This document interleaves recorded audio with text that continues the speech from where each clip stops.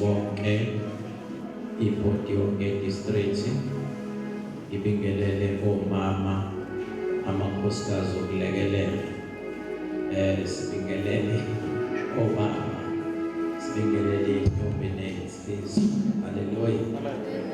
Siyathatha leli thuba ukubonga kakhulu ithuba ukunikeza kule ndawo nami sengidakile worship ngenza sengidakile. Haleluya bazalwane. Ngifuna nje sishunde kanye maphisi amhlophe sishunde kanye masithi njalo sothandana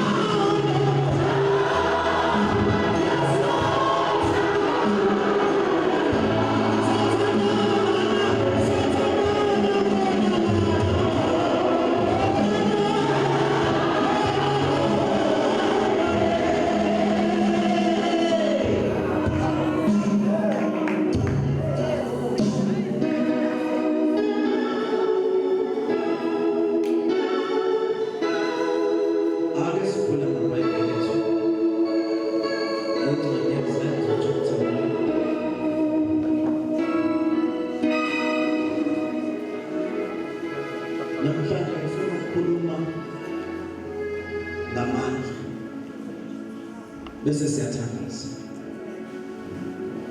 ngoba enye izinto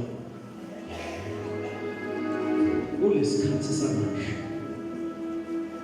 ibandla laNkulunkulu lilahlekelwe ukuthi amandla atholakala ngani nikhona bazalwane ngoba sometimes uthola ukuthi kwesinye isikhathi abantwana bakaNkulunkulu ngenxa yokungawazi amandla ukuthi atholakalaphi ubona nekholwa elidala ekade lalikholwa lekhaya laba amaphasika nangamaphasika laba zonke ingqungquthela laba zonke inkomfa khona abazalwane uzwe kusho umuntu oyedwa athi akahambe ayobamba iTV then into zakhe zizonke likhona abazalwane now ibandla likaNkulunkulu lilahlekelwe into ekumele liyayazi ukuthi linayo likhona abazalwane ngoba siphile esikhathini la khona abantu amandla bayawasekela kungazi ukuthi amandla amafutha kungathi amandla amanzi khona abazalwane kungathi lezi zinto zinamandla khona abazalwane manje siphile esikhathini la khona imandla likhohliwe ukuthi linamandla ingani iBhayibheli lithi bonke abamukelayo uJesu wabapha amandla ukuthi babizwe ngabantwana bakaNkulunkulu once wamukela lamandla akuwe ingakho hlabelelayo athi uhlala kimi nihlale kuye bese kuba uyena owenza umsebenzi siphile esikhathini la khona abantu bengawabona amandla likhona abazalwane ngoba isikhathi bazalwane la khona ngifuna ukusho ukuthi thina bazalwane siyinkonzo yakamoya enye izinto esesiyikhohliwe ukuthi where are you belong khona abazalwane thina bazalwane siyimandla elikholelwayo ekubekeni izandla abantu baphile siyimandla elikholelwayo emandleni kamoya ogcwele yakuleli bandla bazalwane ngikhuluma engayazi izinto zazingathathwa kalula noma kuzokwenziwa into noma ngathatha benalo masibambani sifuna ukumenza alonobhala kwakuhlangana kuqala twake sithandaze uNkulunkulu asephulele lo muntu esomfaka le position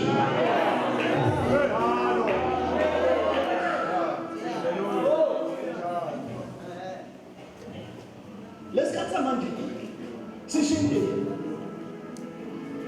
uthola abazalwane bese ngamazi besingambuza uNkulunkulu uthola ukuthi abazalwane sebebhizi bayalutho ukuthi lo sibalibani singaye ikhona abazalwane bathi thina abazalwane sakhele phezu kwesekelo samaprofethi nabapostoli khona abazalwane elithi iBhayibheli abapostoli sebeshoda uthi wenza unkatho ibandla lathandaza ibandla lithandaza kwakhona okuvelayo emthandazweni manje ibandla alisaye emthandazweni ibandla seliyathumela lilo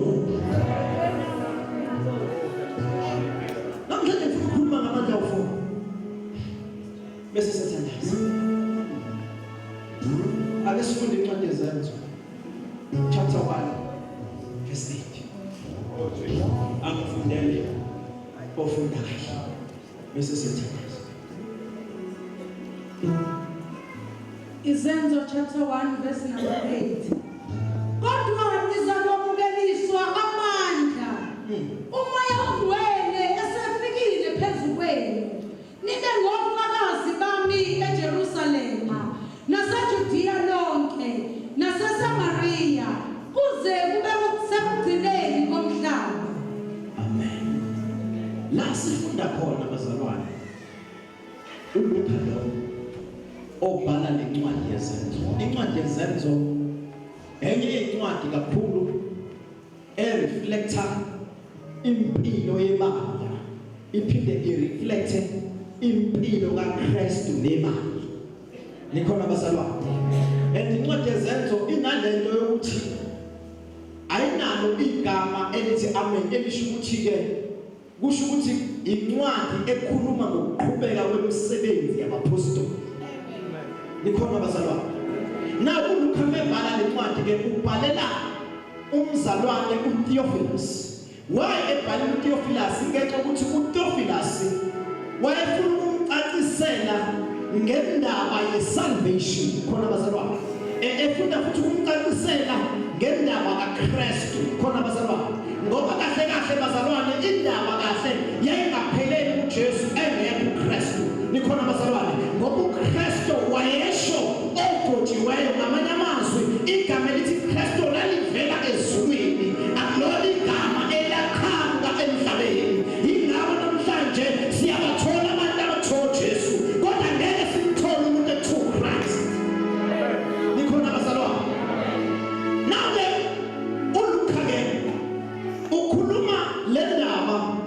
okanye usibekela imali ngendaba yosuku lePentecost. Nikhona bazalwane, uyabayalela ukuthi ke kuthiwa ke mabahlale eJerusalem ukuze bamkele amandla. Khona bazalwane, lamandla lawa mele wemaqubungula sizwakhaza namhlanje yayisise siyathandaza. Lamandla lawa amandla oqala uma evezwa kwiGreek kuthiwa kunamandla lawa ekuthiwa i-eklemethesia. Lamandla lawa kuthiwa i-eklemethesia amandla lawa akhuluma nge-ability. Khona bazalwane, inamandla lawa awuzalwa nawo.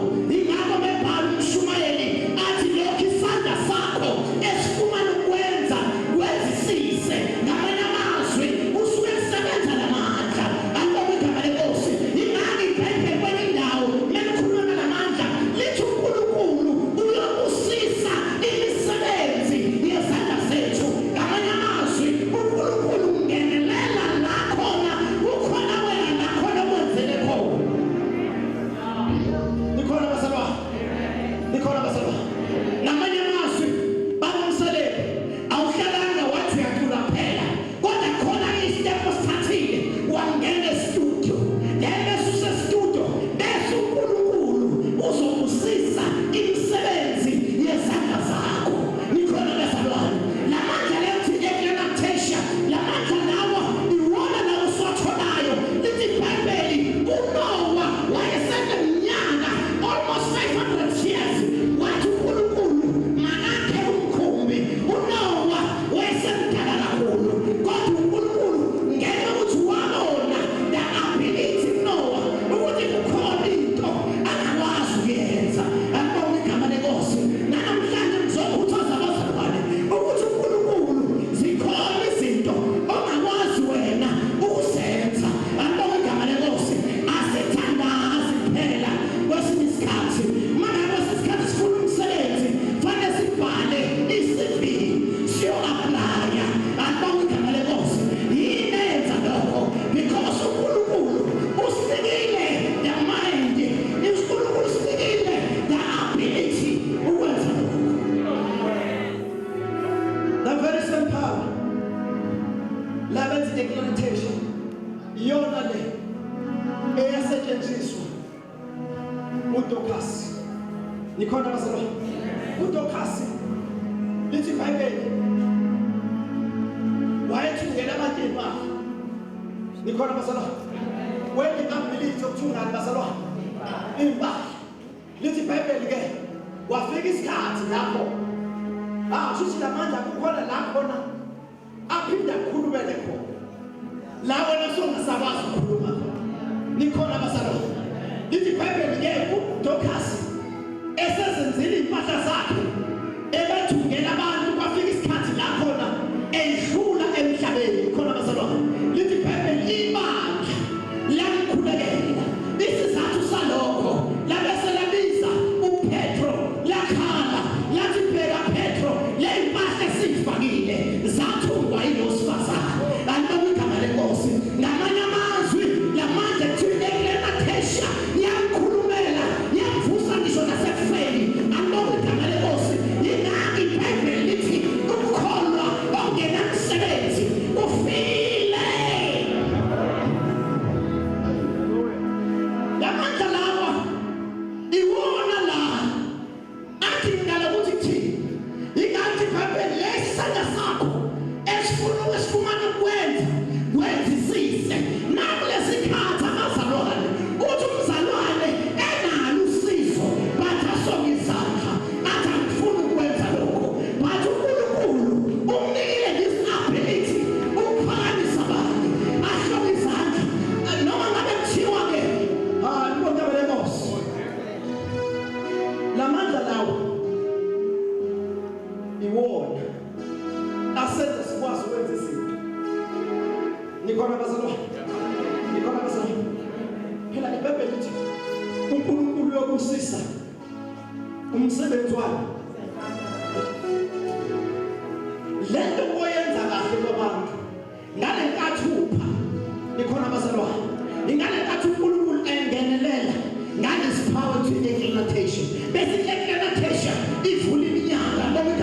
Nkosi kuthiwa siyakhumbula impahla zakhe. uJokasi wayengazethuka ukuthi le ndaba izomkhulumela esefile, but uJokasi wathi akakhulu bethuka le mpahla uma iqeda abantu bejabula. Wayengazi uzofika usuku la khona ezonona kobandayo. Wathi melelo kobandayo le ndaba yakhe noma nomsebenzi ayewenza wamkhulumela. Ngibonga igama leNkosi. Namhlanje siphile esikhathini la khona amakholwa noma sehambe emhlabeni usale ukuthi ubelungile, but imisebenzi ayibonakali. Noma benamandla kuyenza but abayenzi.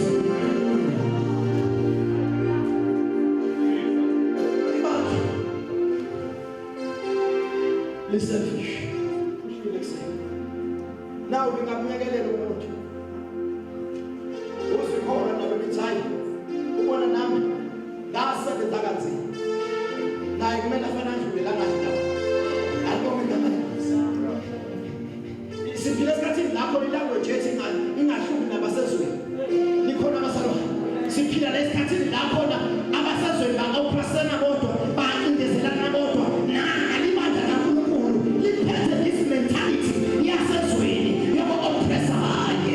Ayibonge igama leNkosi. Ngizothi mina you've got the ability to help others, une-ability yokwenza izinto ey'nkulu nasebandleni. Akubizi ukuthi kube khona abantu ozobabema ukuthi asenze into ethize, but le nto izokuba ngaphakathi kwenu ukuthi mina ngizowenza ngoba lobo wenzayo awenzi nje but uwenzela the heavens. Amandla esibili.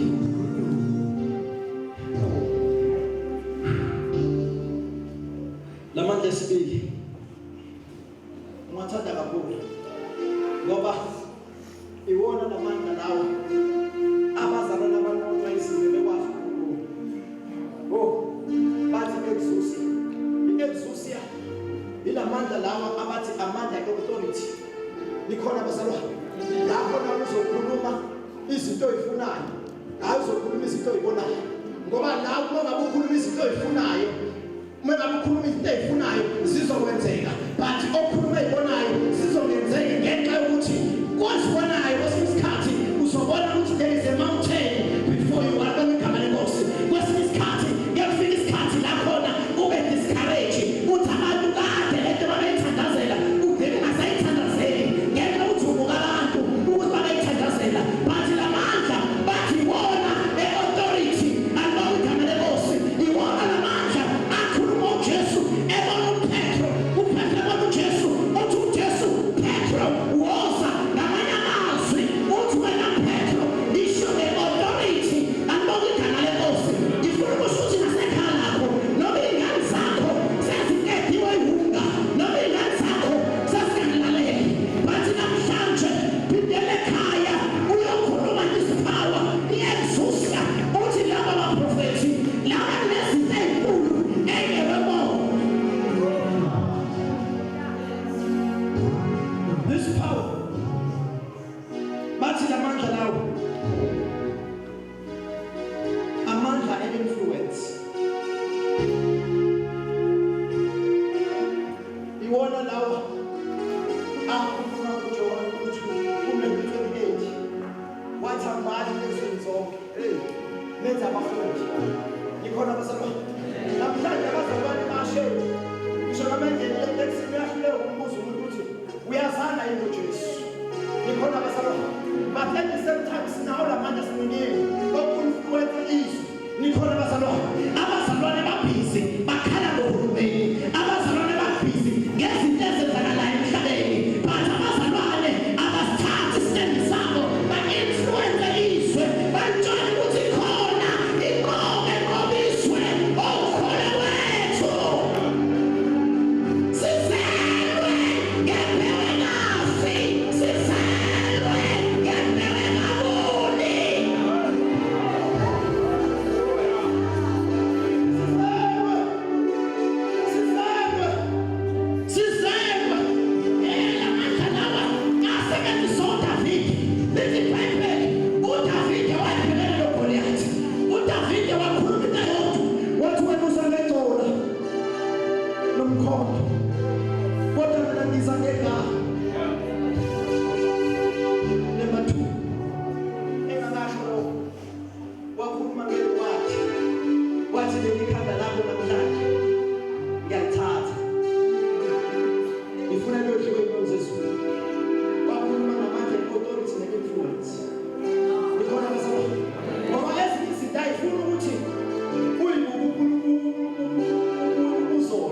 igama lenkosi. Kodwa zifuna usibuke ngenye indlela. Alibona igama lenkosi. Zifuna usibuke ngokuthi uNkulunkulu wakho mkhulu kangakanani nalezi zinto. Ingathi iBhayibheli mkhulu ngakithi kunola esazweni. Alibona igama lenkosi. Lamandla lawa iwona leso influencer. Noma ibandla lethu kade selibukela phansi. Noma ibandla lethu bengabona ukuthi liyaphi. Kodwa sizokhuluma, sizobe emlinisweni. Sithi uJesu uyasindisa. Sithi uJesu uyahlukanisa abantu nezono nesono.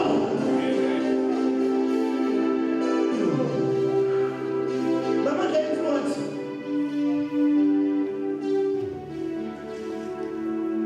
Ayekhonekthe ngasemhlabeni na. Uqala babethi bengena emzini womuntu. Bethi behlabelele behlakasekile. Kube khona izinto ezenzakala. Kube khona igimoni elikhala. I-influencer inamandla. Namhlanje bazalwane ushonile ngaphinde ishonilanga sisadila negimoni endodwa. Isizathu salokho abantu abawathini lamandla, abantu basukile kuwona, abantu abasawathembi lamandla. This power is the power of influence. But influencer kanjani?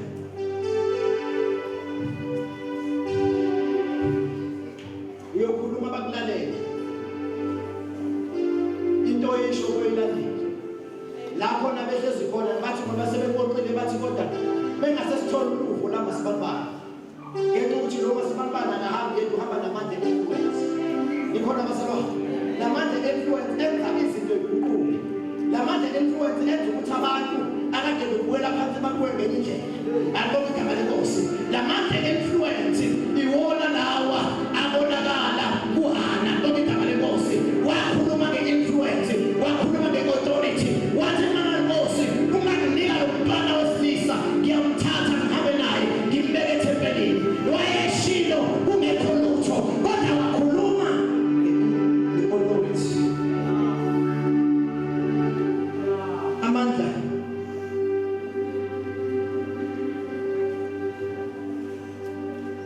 lawa kuthiwa izinto siyawathola encwadini kaJohane chapter 1 verse 12. Lithi bonke abamukelayo abaphansi bazalwane kunezinto ozoyithola kaJesu hayi ngoba bekufanele uyithole, kodwa uzoyitholiswa ukuthi kunento ayamukele. Nikhona abazalwane, nikhona abazalwane. Uyabona ingane yesilo, you like it or not, mayingena naphakathi sizothi sonke abantwana hayi ngoba yisilo. Alibona igama lenkosi. Kungenxa ukuthi iphuma ozalweni. Ingane abantu babazuma umntwana. Alibona igama lenkosi. Hayi ngoba sibahlonipha, kungenxa yegazi labo. Alibona igama lenkosi. Nathi bazalwane kunezinto zosama, kunamadimoni azosama ngoba sizelwe ngegazi likaJesu, sizelwe ekubeni, sizelwe ngembewu enyazi. Lezi zinto zokwenzeka. Uyoqhamuka. Abantu bavula indlela beqhamuka wena. Alibona igama lenkosi. Abomusa uMefiboshethi.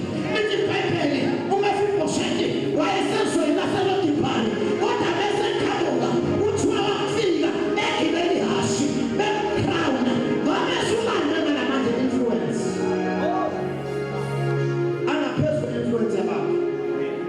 Nikhona abazalwane. Phela ngithi uZiba uyena umuntu wayefuna ukuqeda indaba yoMefiboshethi. Athi wena bana Nkosi, lo muntu okufunayo useless, ulunyonga, uhlezi endaweni yami engenathemba. Nikhona abazalwane. Wathi uDavide wathi no, ngenxa yesivumelwano. Leso sivumelwano saba ne-influence. Sakhumbula umuntu ongasazi isivumelwano. Alibona igama lenkosi. Sakhumbula umuntu okade kude. Elithi iBhayibheli sasikude, singenathemba, singenaNkulunkulu. uNkulunkulu wasithembela ngegazi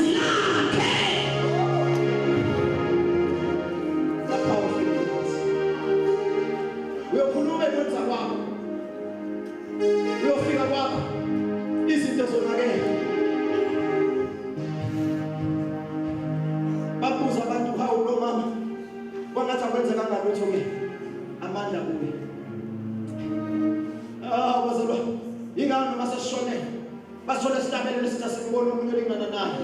Babuza abantu ukuthi kanjani lamandla esi-influence. Sibona ukufa ukuthi kuyigugu kithi. Alibona igama lenkosi. Sibona izinto mesisehlela. Alibona igama lenkosi. Ingaka ukuthi uPaul webhala athi zona lezo zipheko zangenza ngabaseduze. The power of influence. Bese siba nalamandla esithathu. Lamandla laba esithathu bathi ipathos. Lamandla ethu ipathos kuthiwa amandla of declare. You can declare. Alibona igama lenkosi.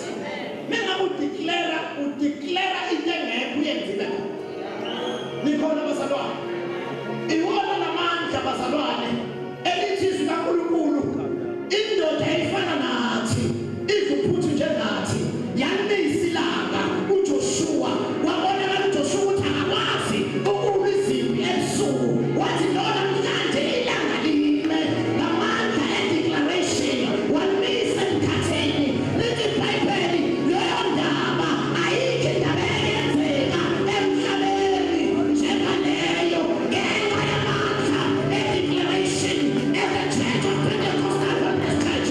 Isikhathi sokudeclare izinto, isikhathi sokukhuluma izinto phezu kwey'ngane zethu, isikhathi sokukhuluma izinto phezu kwabantwana bethu, kwabazali bethu, kwabakhwenyana bethu, kwamakoti bethu, phezu kwentando yethu.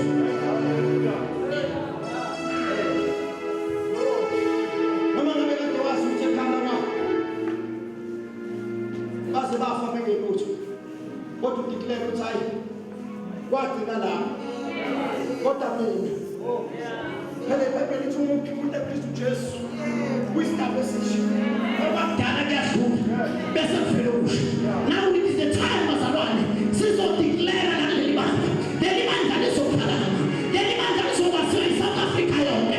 Isikhathi sokuphakanyiswa uNkulunkulu uyakwazi ukuthatha iqabanga ezaleni ayibeke namakhosi. The power of declaration. Lamandla lawa e-declaration lithi vele u-Elisha wayewomuntu njengathi wathandaza wadeclare wathandana for 3.5 years. uNkulunkulu ekwazi ukulalela umuntu ozofuna ukuthi ubebona isomiso. Ngabe le nto lo-Elisha yini bazalwane? Angiphinde mntanizwa. Le nto lo-Elisha yini ukuthi abantu baphile ingekho imvula. Yini? Kodwa ngeke ukuthi uNkulunkulu amhloniphe umuntu. Wayenza le nto leyo. Ikhona bazalwane. Ngoba walibisiso. Ikhona bazalwane.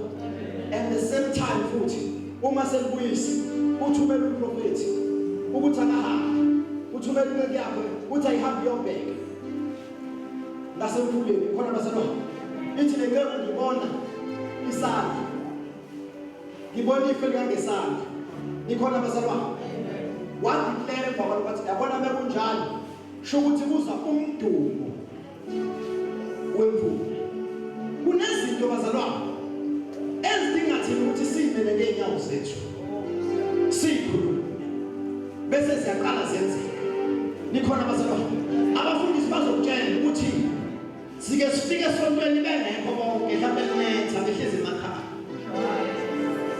kodwa ufike udeclare ukuthi baba oyofika kunento ezokwenzeka empilweni yakhe. Ikhona bazalwane ngoba lento yokudeclare awubheke isimo, awubheke abantu ukuthi bathini, awubheke ukuthi abantu bahamba nawe noma bahambi nawe, kodwa uyadeclare noma isimo singavumi. Alibona igama lenkosi ukhuluma izinto ey'nganeni zakho bekutshela amakhelwane bathi siyibonile ingena kamakhelwane ngewindi iyotshontsha uthi kode yami noma niyibonile kode yami lo umprofethi lo niyibone ngena ngewindi kunento mina engiyaziyo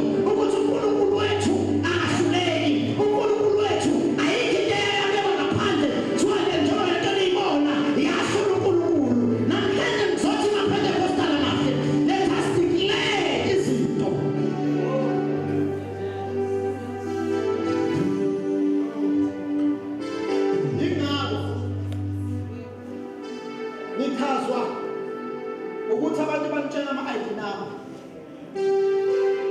ngenxa yokuthi ninahlekela ukwazi ukuthi niyadeclare izinto. Ufuna umuntu azitshele i-ID number uyazi nikhona bazalwane kungazizinto enkulu ngoba etsheleni bazalwane. Oh bazalwane leli bandla leli lamiswa ngabantu nikhona bazalwane bacule icule ethi udla nje umkhosi baleka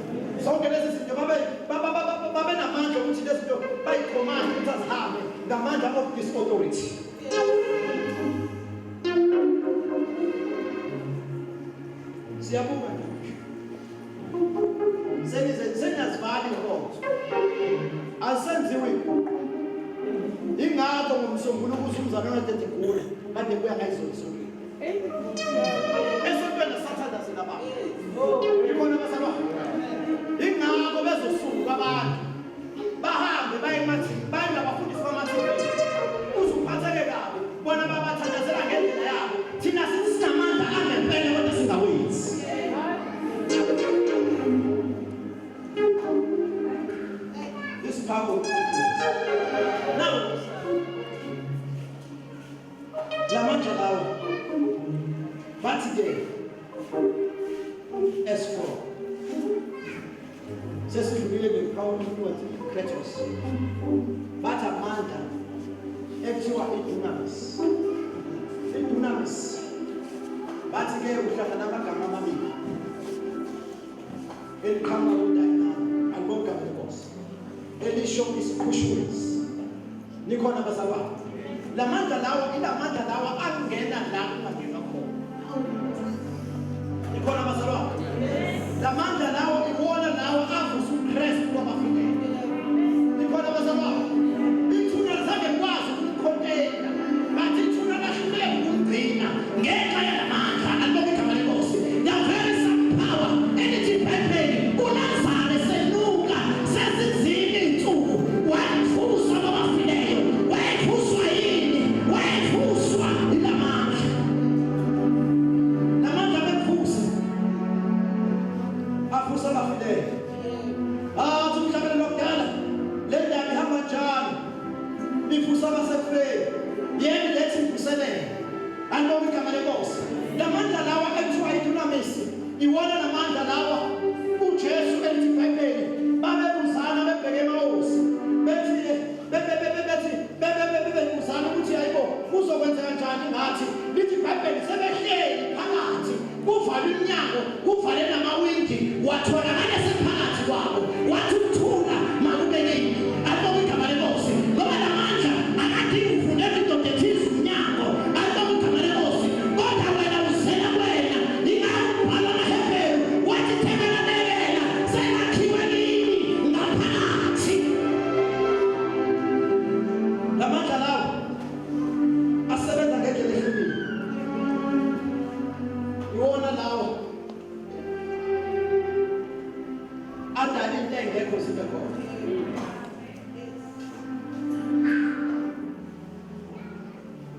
iwona lawo othi wofike empelethisi abantu bekuwa ngenye indlela bapese bakuwa ngenye indlela ikhona abazalwane lamandla lawa kuthiwa idunamisi kuthiwa lamandla lawa uJesu uma evuka noma efa esiphambanweni kuthiwa wahlikela endaweni yaseShilo ikhona abazalwane wahlikela endaweni wahlukanisa iparadise neHades ngoba lamandla lawa ayakwazi ukuhlukanisa alibonga igama lenkosi ingakho mengabe sehlukanisa akwazi ukuthi nasezonweni zakho uthi ubhalayo yenethethelela nezono zakho kufane nempumalanga nentshonalanga lamandla mesefikile bazalwane asizophathwa isho nasenkonzweni alibonga igama lenkosi umuntu ozohlangana namandla akalibele zosikhona sihlezi abaphathi atasiphakamise izandla kodwa uzothi behlabelela kube khona into eyenzakalayo sibone sikhale sonke sikhaliswa yini this power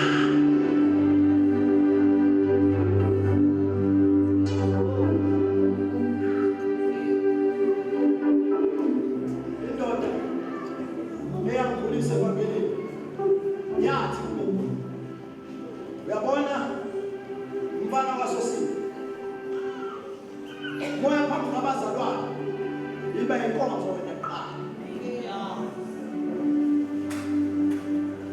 awuzokwazi usukumisa ogogo behlushwa maqala kodwa wena thula into ezobenza basukume noma behlushwa maqala ikhona abazalwane ngoba le ndaba yenkonzo kufanele iqale kuwena ngaphakathi ikhona abazalwane azobhala ulethi njengomlilo uvalele emathangeni akho ikhona abazalwane lento abazalwane yenkonzo kufanele ibonakale ikhona abazalwane lento abazalwane ayifuni umotivatwa ayifuni bazalwane ukugqugquzelwa but yinto efuka ngaphakathi lento yenkonzo into eyenza ukuthi noma inetha noma liduma but uyendlini kaJehova azobhalayo ngajabula ngabethi masike endlini kaJehova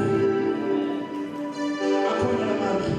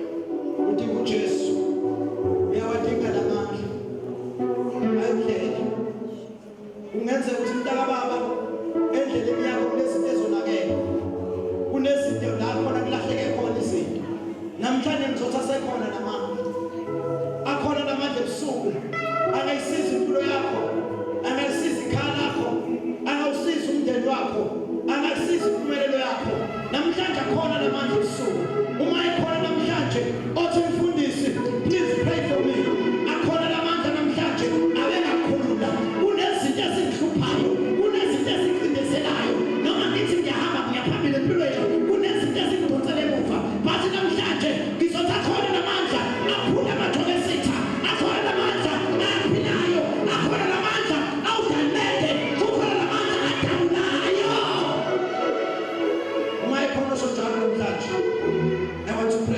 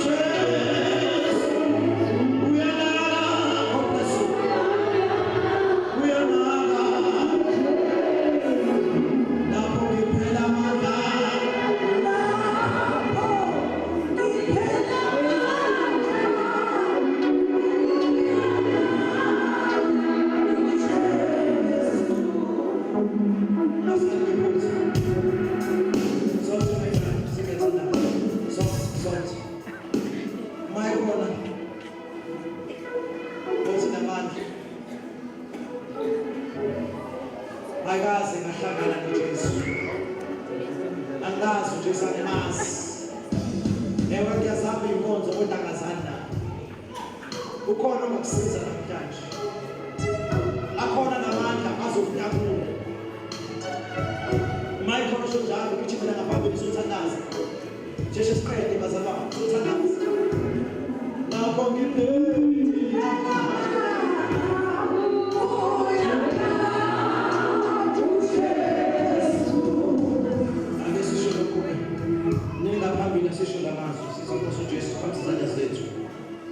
Silekelele njengebandla sithi Nkosi uJesu namhlanje silizwile izwi lakho Jesu siyabonga namhlanje ukuthi amagama ethu ayasulwa encwadini yokufa ayabhalwa encwadini Baba bazele kuthini beze kuwena wena uNkulunkulu zadweboni bagcina inkosi bavikele balathokoza obahamba ngibile bahlele bani amasha suso egcina uJesu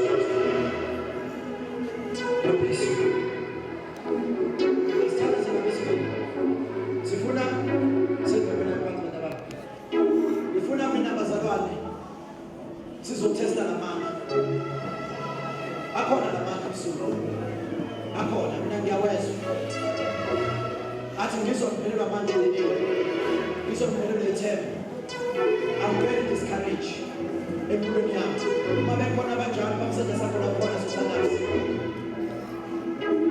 uma bekhona abanjalo bamsenda sakho lakhona bese siyakhuleka asifana nefethu baba wathi uqhwele siyabonga ukuthi uNkulunkulu namandla siyabonga ukuthi uphakeme kakhulu thatha indawo yakho namalungelo ongena wakho phakama nje